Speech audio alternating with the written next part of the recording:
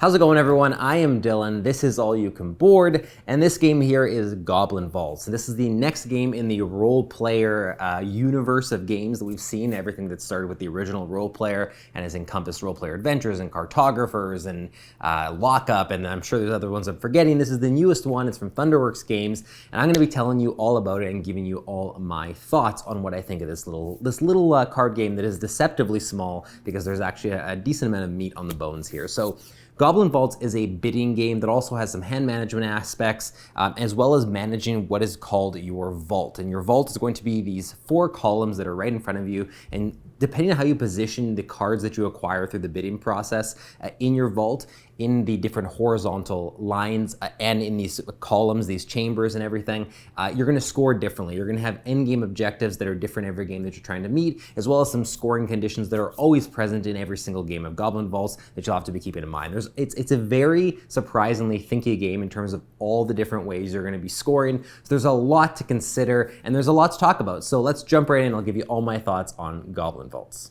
So I'm going to kick things off by just giving you a little bit of an overview of the rules, how this game plays. I won't get into a lot of depth. There are other videos, other resources out there that you can check out for that, but just so you can understand some of the stuff I'm referencing and talking about. Everyone is going to have a hand of 10 cards that you're going to be using to bid on cards that are available in the main playing area. Now, it's possible to actually get the cards that are in your hand and that you're playing back to put into your own vault, but I'll get to that in a second. So the main playing area is going to consist of 3 cards that are going to be up for bidding, and 1 warden card. Now this warden card, the closest thing I can kind of relate this to is sort of like in a trick-taking game, the trump suit. So if you've played games like Fox in the Forest, for instance, or other ones that have this trump suit, that's kind of what is going on here. When you're bidding for cards, all the cards that you're going to be using from your hand come in different values. There'll be a number in the top left corner that'll show the value of that card, as well as different colors.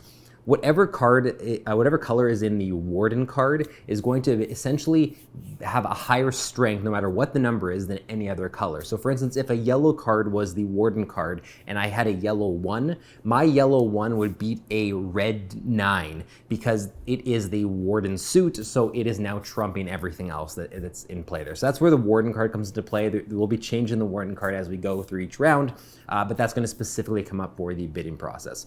So as I mentioned, there are 3 cards that are going to be available to bid on every single round. Those are going to kind of shift around and change. The first phase of the game is the scheme phase, and that really just means you're going to take a card from your hand and place it into one of the columns below one of the numbers that you want to bid on.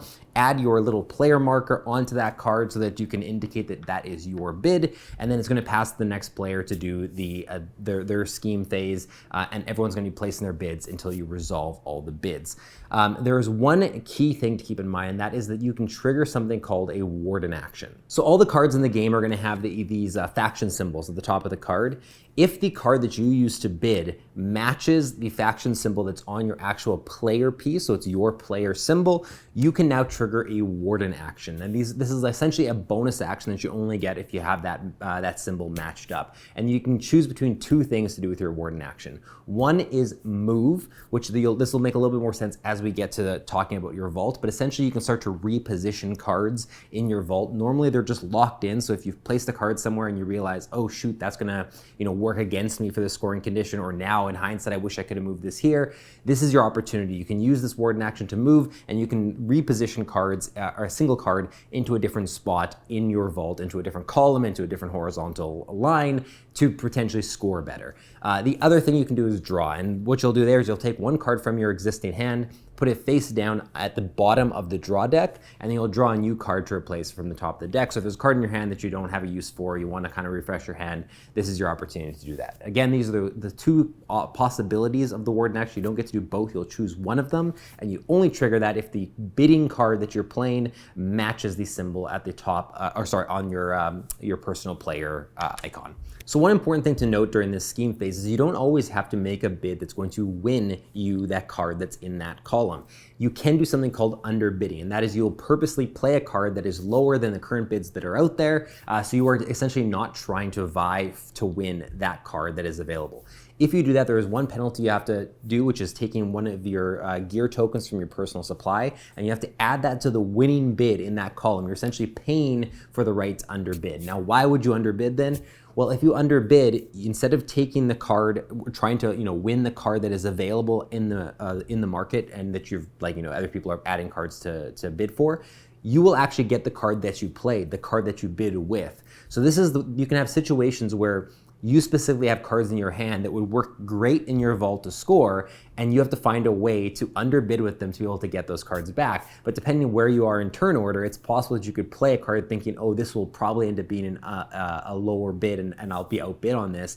And you could end up winning and you don't get the card that you played. Instead, that card is going to shift up and become one of the 3 options in the market in the next round. So that's a lot of the sort of the decision making that you're doing in Goblin Vaults is trying to figure out which cards in your hand do you actually want to try to acquire for yourself, and how are you going to go about doing that, and which cards are you going to use for their strength to potentially be able to bid on the cards that you want from the market as that shifts throughout the game. So after the scheme phase is the vault phase, and essentially in this phase you're going to be resolving all the bids and seeing who gets what cards, and you're going to be taking them and adding them to your vault. So if you won the bid in a certain column, you're going to take the card that was being bid for, and if you lost, you're going to take the card you actually bid with, and you're going to add it to your vault. When you add these cards to your vault, one thing to keep in mind is, well, first of all, I guess I should mention, there are 4 chambers, which are columns in your vault, and each chamber has, or the entire thing has 3 tiers. So essentially that means every chamber can hold 3 cards. The cards that you add are going to have an icon in the top right that's going to indicate where that card, which tier that card needs to be in order to score you points at the end of the game. Tier 1 is the very top. It's obviously a little bit easier to add cards there because that's the first cards you're going to be placing. After that, you can only add cards to Tier 2 if there already exists a card in Tier 1 that you can put the card on top of, essentially like so. This is Tier 2, and if you added another card, this would be Tier 3, and it goes at the bottom like so. They will have colored brown icons on the top right that'll indicate what tier this card wants to be in. If they are positioned in the correct tier, they will score you points. You'll get 1 point for Tier 1, 2 points for Tier 2, and 3 points for Tier 3 for each card that's in the correct spot. If they are in the incorrect spot, they won't score you any points for, at least for that card's that specific card. You might still be able to use them to score for some of the main objectives that are in play that game, but that card itself will not score. So in the vault phase, you're just taking all your card or your card back, and you're adding it to your vault and positioning it where you want, and then you're moving on to the final phase, which is the warden phase. All that happens in this phase is whoever is the starting player has the option of switching one of the 3 cards that is now in the new market that was formed, and I guess I should mention the market gets formed by the cards that won the bid. So if I won a bid for a certain card, I take the card and now I replace it with my bid, and that's going to be up to be bid on for the next round. So now as the starting player, I can decide, do I want to move any of the 3 cards that are in the market and replace the warden card with that to essentially make the warden card available to be bid on next round, and now have a new warden card that might be beneficial to me based on what I have in my hand, what that trump suit would be. So that is the final phase. You just do this over and over again until you're out of cards in your hand, and then you score your vault. And essentially that is Goblin Vaults. So there are scoring conditions that are available every single game. There's a whole bunch of them, and they are double-sided. So like this one is called Seeker's Light. On the other side, we have Luminous Hollow. They're all going to be different scoring conditions that are available each game, in addition to the regular ways to score, which is having the card in the correct tier. So for instance, Seeker's Light says score each tier with at least 2 of the gray colored cards. You'll get 5 gears if the tier has 2 gray colored cards. You'll have, I don't know, I'm going like this. I actually meant to go like this, the tier. So you have 5 gears, which is 5 points for each tier that has 2 gray cards, 9 points for each tier that has 3 gray cards, and if you manage to have an entire tier of gray cards, all 4, you'll get 16 points. So these are some of the other scoring conditions that can come into play, and the fact that there's multiple of these in play, in addition to the regular ways of scoring, like there's a lot to think about in terms of scoring. You won't be able to go after everything efficiently. You gotta kind of choose your battles and find where you're gonna get your most points, where you're willing to sacrifice points to try to win the game. So that is a quick overview of how Goblin Vaults plays. Let's jump in and I'll give you my thoughts on Goblin Vaults. All right, let's start with the things that I like about Goblin Vaults. So first of all, the bidding process is a lot of fun. You are having to, consider so many things in your bid. It's not just as simple as I like that card and I want it. Depending where, I mean, yes, at the end of the day, that is going to drive a lot of the bidding process.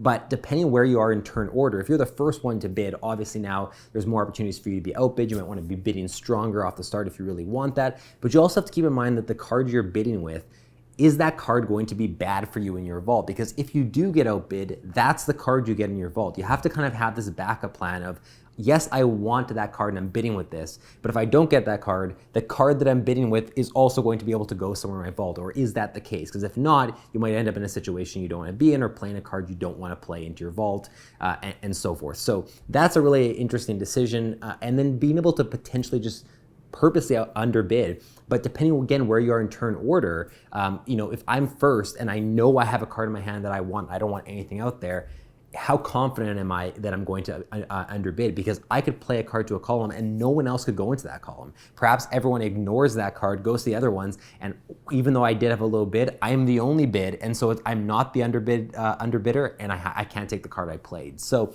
you have to constantly be thinking, okay, when do I wait until I'm perhaps like second or third in turn order to play this card as an underbid because I know I'll get it at that point? Or what do I do this turn? Like, there's a lot that goes into it besides, oh, I want that card, I'm going to bid the most for it. And then obviously adding in the warding card and the fact that that changes what cards will win in the bidding process. There's a lot to consider. So it's a pretty thinky bidding game for something that seems simple on the surface. And I really did enjoy that process of being like, okay, what card do I truly want and how do I get it in my vault, or how do I try to ensure that I'm going to get it into my vault? So that was one of the things I loved about Goblin Vaults for sure.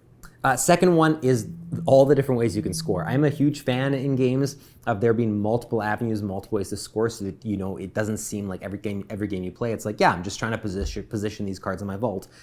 There are these different scoring conditions, and you won't go for the same ones every game. Even if you've played with the scoring condition before, it might be that the last time you played, you weren't able to efficiently score for it, whereas this game, you're going hard into Seeker's Light and trying to score that way, so it feels a little bit different. So having that variability in scoring keeps every game fresh, makes the replayability of Goblin Vaults increase, having all these differences. The fact that every card has double-sided, so you have multiple scoring conditions for each color that's in the game. Depending on your player count, certain colors of suits are not going to be included as well, so that can shift things on which scoring conditions are available. There's just a lot of variability, which is something I really appreciated in Goblin Vaults for sure. All right, and then a couple missteps for me are things that I didn't quite like as much. One of them, and this one, it's not so much anything to do with the game design. It's just I found that, like, especially for people that are going to be coming into this that aren't playing tons of board games all the time, or maybe you're trying to introduce this to someone who plays like board games less, or just like doesn't enjoy complex rules. This can, and obviously with this box size and the fact that it's just essentially a card game, you can come into this thinking that this is going to be a lot easier to teach than it is because of some small little details. One of those is the fact that we have a warden card, we have warden actions, and we have a warden phase, and those are three separate things that all use the same name, and some of them don't take place at the same time. So there's just, it's a minor gripe, but just even changing the name of some of these things or finding a different way to call them out could have been beneficial for people learning the game. The fact that there's warden actions that don't happen during the warden phase, they happen during the vault phase, is like unnecessarily confusing to some people, and I could see there being situations where you quickly think, well, I assume I'm doing the warden action in the warden phase, but the warden phase is because you're changing the warden card. So I feel like even just calling the warden action something else, like the bonus actions or something, could have made this a little bit easier to understand for newcomers or people who don't play board games as much. So again, minor gripe. The other one that I think is like the bigger thing that's going to sort of be the decision maker on whether Goblin Vaults is a game that lands for you or not, is that this is a really thinky game, and it doesn't seem like it's going to be at first as you're setting up. But you quickly realize your brain doesn't stop turning and your brain doesn't stop burning as you play. You're not only thinking about, which card do I want to position in the right spots in my vault for the icon that's in the top right, depending which tier it wants to be in. You also have to think, how is that card going to score for the three scoring conditions? How am I going to acquire that card based on which card am I going to play to bid more for it? Or if I want a card in my hand, how do I successfully underbid to be able to get that card? Do I have enough gear tokens to be able to underbid? Like, there's so many things and layers that you're thinking about that it's like one thing and deciding I'm going to do this. like leads into something else that you have to think, oh wait, but then that's going to mean this. Do I want that? Oh yes, this will be in the right position in my vault, but then that's going to screw up my scoring for this. Do I care about that? Am I going to abandon that? And so sometimes you can find that turns take longer than you're expecting, or that they kind of should, because you're thinking on so many levels. And a lot of the time that just meant turns would sort of, would end with someone going, oh, whatever, I can't think of all those things, or this might be wrong, or yeah, I don't even know, but I'm holding up the game, and you play because you kind of just realize that you could endlessly think about some of this stuff. So if thinky games like that and that many, that attraction to potentially having analysis paralysis and stuff, where you're just thinking about way too many things, if that's something you like to try to avoid in games or you don't find as fun, you might have a bit of a hiccup with Goblin Vaults. But if that's something you enjoy, if you enjoy all these layers and this strategy and these tactics of what am I going to do and when am I going to do it and how am I going to acquire this and how am I going to outsmart my opponent to get the card I want, there's a lot of that in this game. So if you're okay with that and that's something that excites you, I think you're going to have a lot to enjoy with Goblin Vaults. But for those who maybe don't gravitate towards that, they might struggle a little bit more and be a little bit almost unexpected to have found that in a game like Goblin Vaults. Couple of really quick final things. There is a solo mode in this game, so if you want to play it solo, you do have that option as well. And it does play up to 5 players, which is, it's always nice when you get the sort of the expanded player count. Instead of 2 to 4, you get 1 to 5. More opportunities to have the game hit the table. So overall, I think Goblin Vaults is a really impressive little game, and it is definitely unique for even just the way that it combines so much thinking into what is essentially a simple bidding process of bid the higher card if you want the card. But the fact that it adds in underbidding, it adds in the warden card, it adds in 3 public scoring conditions, it adds in the positioning of your cards in your vault and how those score. It just means that there's so much to experience in Goblin Vaults that if that's something that excites you, if that's something that you like in board games and card games, I think you're going to find a lot to love here. It could be overwhelming for some people. I know that we felt overwhelmed when we played it, even just at 3, because there was just way more thinkiness and stuff to consider than we were expecting. So just know that going in, depending on what you're looking for, it may or may not be for you. That is Goblin Vaults. I hope this video helped you kind of decide whether or not this is a game you want to check out for yourself, and whether you're going to pick it up and buy it or play it or skip it all together. I'm throwing out a little like own to play it, skip it branding there if you haven't watched any of those videos on our channel. Otherwise, thank you so much for watching, and thanks to Thunderworks Games for sending us this copy to review. Otherwise, if you do want to pick up Goblin Vaults for yourself, it will be available in February. Thank you so much for watching, and we will see you next time.